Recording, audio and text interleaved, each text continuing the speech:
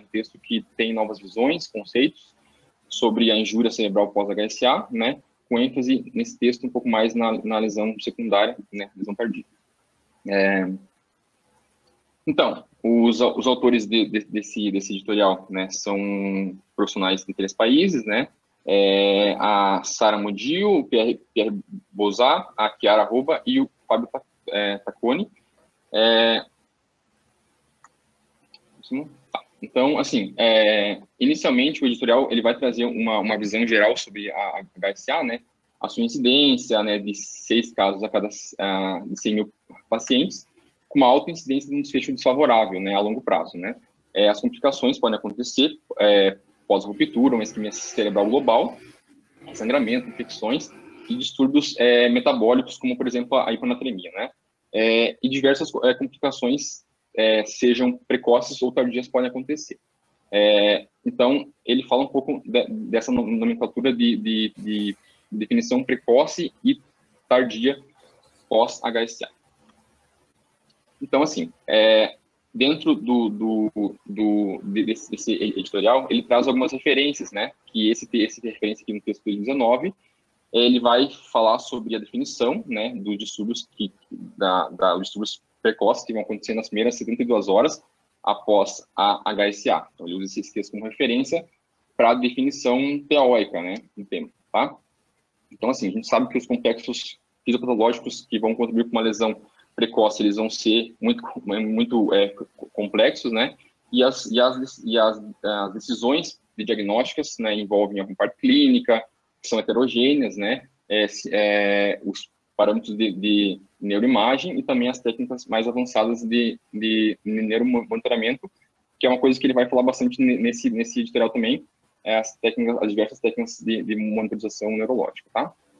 Então, esse esquema aqui, mostrando um pouquinho das definições, clínicas, neuroimagem, enfim, tá? Então, a lesão cerebral precoce, então, ela vai ocorrer nas primeiras 72 horas, né? A definição, como eu falei, a gente vai incluir a parte clínica, neuroimagem, alterações metabólicas e a parte do monitoramento neurológico multimodal, tá? Ele cita bastante essa definição, né, multimodal.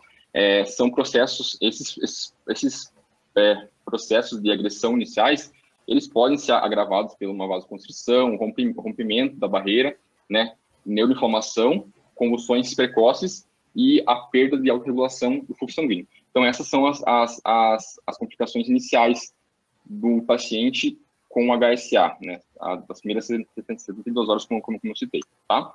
E aí ele traz, né, esse texto, né, de 2010, que é usado como referência para a definição de uma lesão cerebral secundária, né, então após aquelas 72 horas iniciais, né. Esse texto, né, ele propõe a definição de um comprimento focal, né, com emparesia, afasia, apraxia, ou redução de 2 pontos no Glasgow, né, e aí ele comenta que esse texto, ele tem limitações, né, porque ele não vai considerar algumas alterações mais sutis da parte neurológica, como alterações cerebrais frontais, né, alterações do humor, por exemplo, né.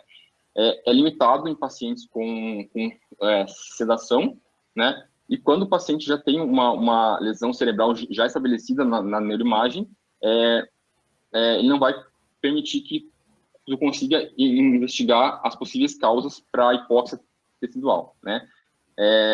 E também esse texto ele não vai fornecer informações sobre o mecanismo, né, que vem como causa, né,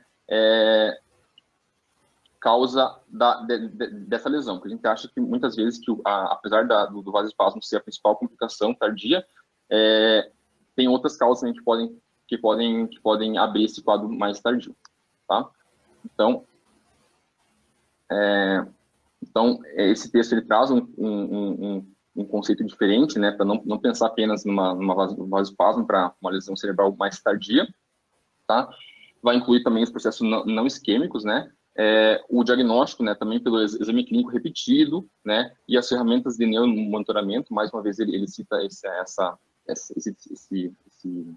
palavra, tá? E em caso de suspeita de uma lesão tardia, né, que sejam vistas todas as possibilidades, né, como lesões cerebrais ou sistêmicas, né. Então, ele traz esse fluxograma aqui, que fala, a princípio, do exame clínico, do neuromonitoramento, né? E, a partir disso, as lesões cerebrais intrínsecas, hidrocefalia, aracnoidite, convulsões, ventriculite, alteração da autorregulação, vasoespasmo. E também ele cita a questão das alterações biológicas, né? Alterações metabólicas, hipertensão, hipoxemia, hipercapnia, hipertensão, as disglicemias, alterações metabólicas em si, tá? Essa imagem aqui, ele faz uma comparação progressiva dos métodos de monitoramento multimodal, tá? Ele apenas cita no texto, eu trouxe essa imagem de fora, inicialmente, né, a PIC e a pressão de perfusão cerebral, né? Continuar uma investigação com um Doppler para ver o fluxo cerebral, né? A investigação da avaliação do oxigênio cerebral, que vai indicar a perfusão, né? Um quarto lugar, a microdiálise, que vai falar sobre o metabolismo cerebral, né? Aumento do glutamato, elevação da relação lactato-piruvato, que vai poder nos relacionar a uma hipóxia celular do sistema nervoso central, e também a parte eletrofisiológica, né? Com o eletroencefalograma. Enfim, é importante ressaltar que as diferentes formas de monitoramento, elas são complementares, então elas se auxiliam para a gente tentar diagnosticar esses processos mais tardios, né? A avaliação multimodal, sem dúvida, é a melhor opção para a gente conseguir entender a fisiopatologia da doença, da lesão tardia, né? A PIC, né? O Doppler para conseguir ver a alteração de fluxo, a espectroscopia, né? E o PbTO2, né? Que pode avaliar a oxigenação de uma região, uma parte regional do cerebral, né? O eletroencefalograma contínuo, que vai conseguir ver crises convulsivas, né? E a microdiálise, como eu falei antes, para ver o metabolismo cerebral, né? E por fim, a tomografia, e a tomografia de perfusão são ferramentas mais precisas, né? Que podem fornecer um diagnóstico mais definitivo de perfusão cerebral e de disfunção microvascular também, tá? Então, assim, uma vez feito o diagnóstico, várias opções terapêuticas podem ser feitas, né? Hipertensão induzida, os vasodilatadores, angioplastia, reposição de eletrólitos, isso depende da causa base que levou à lesão tardia, né? E ele cita também que as disfunções microvasculares e lesões como a despolarização secundária não tem nenhuma terapia ainda relatada para conseguir reverter esse quadro. Tá? Então, em resumo, né, ele fala que o conceito de lesão tardia secundária ele deve ser implantado no manejo do paciente com HSA. Então, isso tem que estar em mente quando o paciente abre um quadro de HSA, avaliar a possibilidade de outras etiologias, não apenas a lesão isquêmica, as mais frequentes, né? A padronização do monitoramento multimodal do paciente para conseguir complementar a investigação, e também ele fala sobre pesquisar novas estratégias terapêuticas para conseguir criar um protocolo para cada instituição, dependendo do que a instituição oferece. E é isso.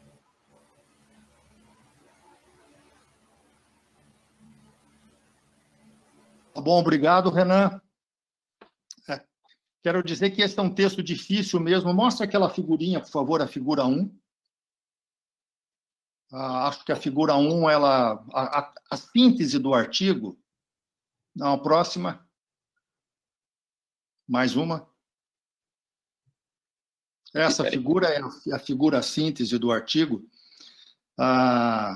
Como nós vamos ver na apresentação da doutora Viviane mais tarde, você tem, na hora que o doente tem uma hemorragia subaracnoideia, tem vários eventos que levam à lesão neurológica precoce, né? Aquele sangramento agudo dentro do espaço subaracnoideu, geralmente pode causar, dependendo da quantidade de sangue, um aumento súbito da pressão intracraniana e uma diminuição da pressão de perfusão cerebral e fazer isquemia.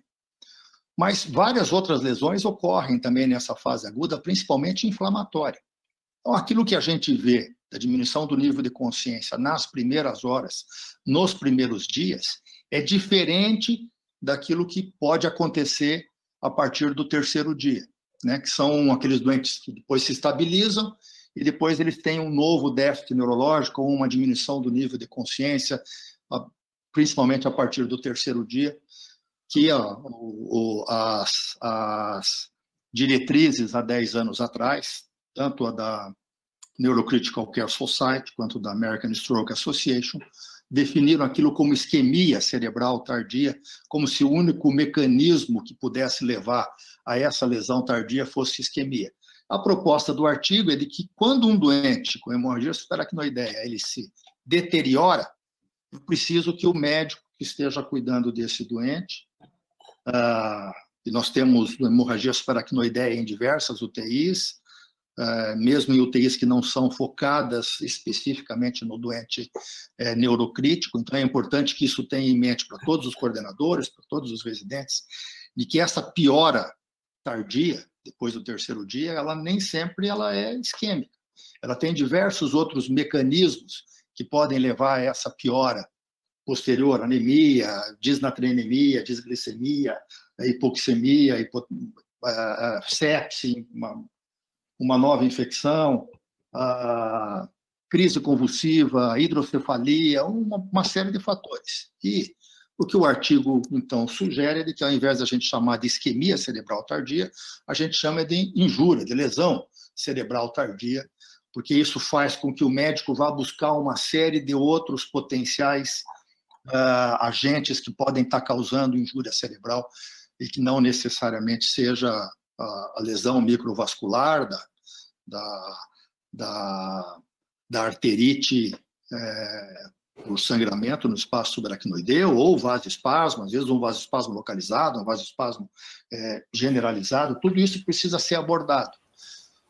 E o artigo vai na direção de pedir mais monitorização desses doentes. Isso é o que a gente certamente vai ouvir da doutora Viviane na apresentação dela. Antes que a Viviane comente, eu queria que a Caroline, do INC, a Carol já está aí, Carol, que você fizesse algum comentário e nos ajudasse a pensar um pouquinho.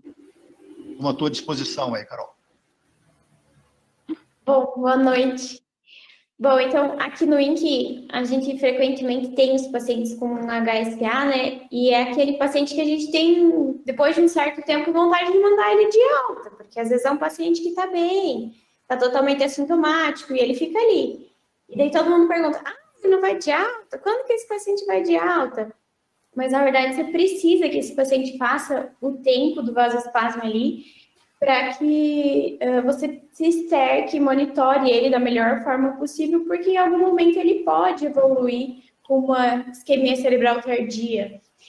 E se esse paciente não tiver na tua mão, ele com certeza vai evoluir com algum sintoma, algum déficit muito mais importante, que às vezes com aquele evento inicial da HSA era algo que ele não teria. Recentemente, a gente teve uma paciente aqui, uma paciente jovem, que já foi admitida com isquemia na tomografia. Então, ela teve a cefaleia foi leve, era uma cefaleia recorrente dela, e ela acabou vindo para cá por essa persistência. Já chegou aqui com déficit, já chegou aqui com isquemia, uma paciente jovem que acabou tendo uma boa evolução, mas que se ninguém pensasse nisso, se ninguém se preocupa com isso, esse paciente vai acabar deteriorando muito facilmente.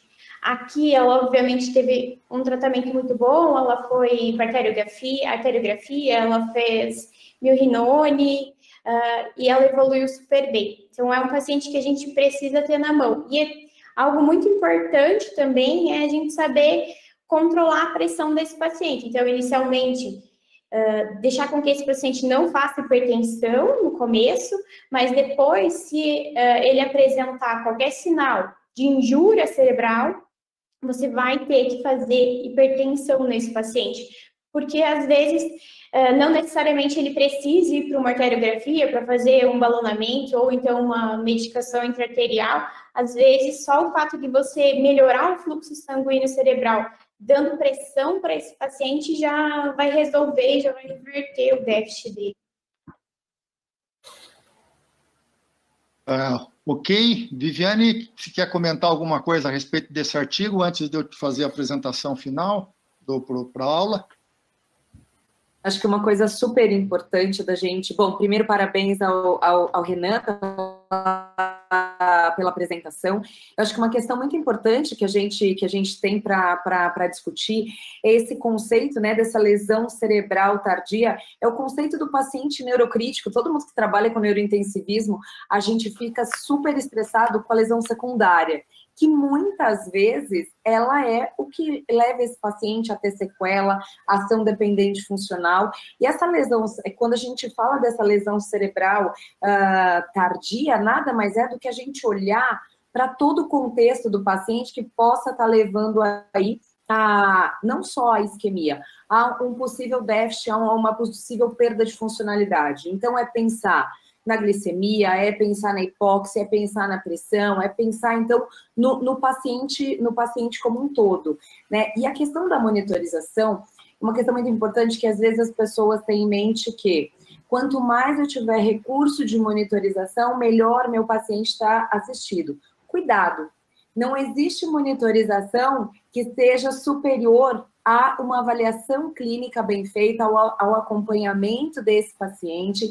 Então, às vezes, você coloca 1000 monitorizações nesse paciente e você não sabe o que você está vendo, você não sabe manejar. E toda monitorização tem que estar atrelada à avaliação clínica, né? Então, a gente tem, por exemplo, pacientes com hipertensão intracraniana, com piques normais. Então, a gente tem que ter esses alertas também para a monitorização. Então, lógico, ela tem seu benefício, ela deve ser feita, mas sempre atrelado com a clínica. Acho que era basicamente isso, Álvaro. Ok?